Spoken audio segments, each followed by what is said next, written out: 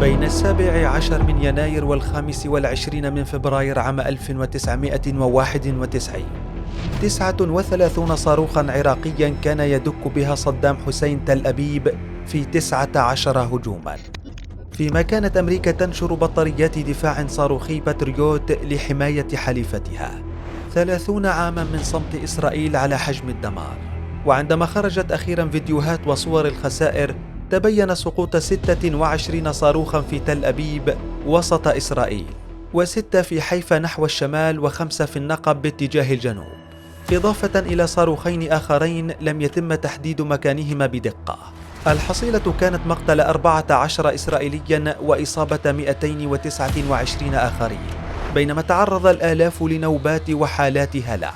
منذ ذلك الوقت والحديث يدور حول صواريخ العراق، اعتباراً من صواريخ الحسين التي دكت إيران وإسرائيل، وصمود التي دمرها صدام في محاولة لاتقاء الغزو الأمريكي له، وصولاً إلى صواريخ يقين كأول تصنيع حربي عراقي بعد سقوط نظام صدام. فكيف كانت هذه الصواريخ، وما هو الحال الذي آلت إليه اليوم؟ الحسين، رعب إيران وإسرائيل. رغم أن العراق بدأ تطوير صاروخ الحسين عام 1980 كأول صاروخ باليستي عراقي التصنيع يعمل بالوقود الصلب، لكنه لم يكن إلا تطويرا للصاروخ الروسي سكود بي المصمم لمواجهة الأهداف المهمة أو الاستراتيجية عند العدو.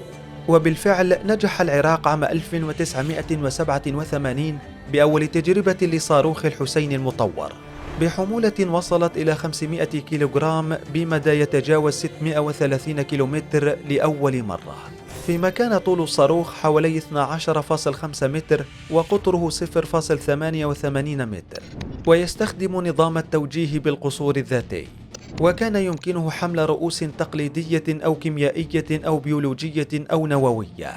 وقد تنبه العراق إلى أن الصاروخ غير مفيد لضرب الأهداف الصغيرة، بل تكمن قوته ونجاعته بضرب الثكنات العسكرية الكبيرة والمدن وحقول النفط. فكانت بكورة استخدام صواريخ الحسين خلال الحرب العراقية الإيرانية، حيث تمكن صدام من ضرب العاصمة الإيرانية لأول مرة، بعد أن كانت صواريخ سكود العراقية السابقة لا تصل طهران. ففي الأشهر الأولى فقط من عام 1988 قصف العراق طهران ب190 صاروخا من نوع الحسين. وخلال حرب الخليج استخدم العراق صواريخ الحسين لقصف مناطق بالسعودية، قبل أن يصب جام صواريخ الحسين على تل أبيب، لتكون أول صواريخ عربية تصل عاصمة إسرائيل منذ حرب عام 1948. وبعد حرب الخليج عام 1991 أعلن العراق أن ترسانته ما زالت تحتوي على 51 صاروخ الحسين، 23 منها محملة برؤوس حربية تقليدية والباقي برؤوس كيميائية، قبل أن تسجل فرق المراقبة في الأمم المتحدة تدمير 122 صاروخا من نوع الحسين بعد غزو العراق. الصمود، الوأد بالمهد. في عام 2003 يبدو أن صدام حسين كان ينفذ محاولاته الأخيرة لاتقاء الغزو الأمريكي للعراق وإنقاذ نظامه من السقوط، فوافق حينها على مطالب الأمم المتحدة بتدمير صواريخ الصمود 2 التي كان العراق قد بدأ بتطويرها بعد حرب الخليج الثانية عام 1991 كأول صاروخ أرض باليستي تكتيكي يعمل على الوقود السائل. وبالفعل تم إجراء أول تجربة إطلاق لصاروخ الصمود عام 1997، قبل أن يجري العراق 8 تجارب إطلاق على الصواريخ من الفترة بين 1997 و2000، في حين بدأ الإنتاج الكمي لصواريخ الصمود في ديسمبر من عام 2001 ضمن مخطط يقوم على صناعة 10 صواريخ كدفعة أولى، وذلك بالاعتماد على خبرات روسية بعد استيراد 280 محرك سام 2 عن طريق شركة بولندية أواخر 2001، ثم 100 محرك عن طريق شركة وسيطة أخرى. إلا أن الولايات المتحدة نجحت بوأد الصمود 2 في مهده بعد ضغوط واشنطن على الأمم المتحدة لتطالب بتدمير تلك الصواريخ بدعوى تجاوزها المدى المسموح به والبالغ 150 كيلومترا. وبالفعل ما هي إلا أسابيع حتى أشرف مفتش الأسلحة الدوليون على عملية تدمير الصواريخ في مصنع التاجي لصنع الصواريخ شمال بغداد، إضافة إلى تدمير قالبي صب ومحركات صواريخ وقذائف ومنصات إطلاق. اليقين الخجول.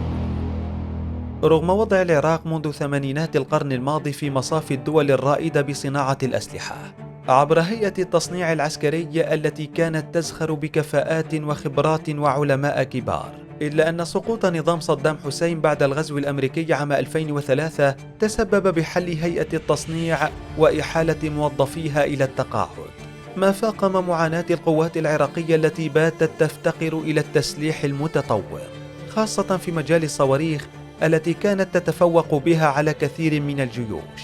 ومع حلول عام 2017 أعلنت العراق بداية إعادة التصنيع العسكري العراقي وإعادة العمل في برنامج الصواريخ الاستراتيجية الذي ألغي بعد الاحتلال الأمريكي.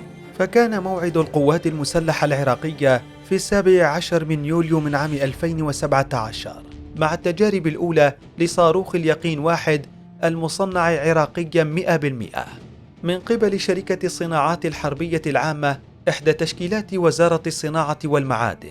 إلا أن هذا الصاروخ لم يكن سوى صاروخ قصير ومتوسط المدى، لا يتجاوز مداه 15 كيلومتر ويحمل رأسا يزن 350 كيلوغراما من المتفجرات.